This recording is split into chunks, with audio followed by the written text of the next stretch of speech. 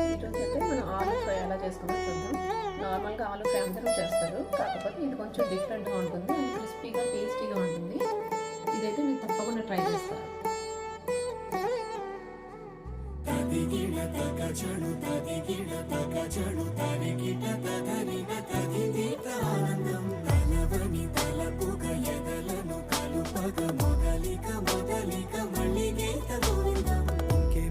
ఇంకేం కావాలే చాలే ఇది చాలే నీకై నువ్వే వచ్చి వాలావే ఇకపై తిరనాళ్ళే.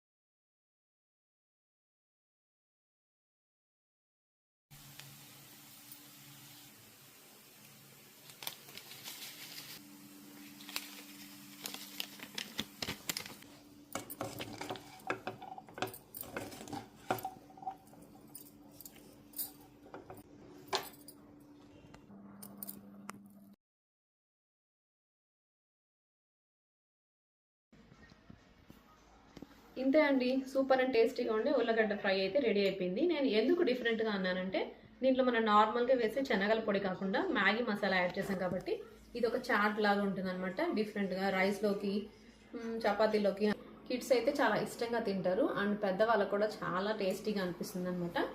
రెగ్యులర్గా కాకుండా ఇలా అయితే మీరు ట్రై చేయండి. ఈ వీడియో కనుక మీకు నచ్చినట్టయితే లైక్ చేయండి, షేర్ చేయండి, సబ్స్క్రైబ్ చేయండి. Thank you for watching.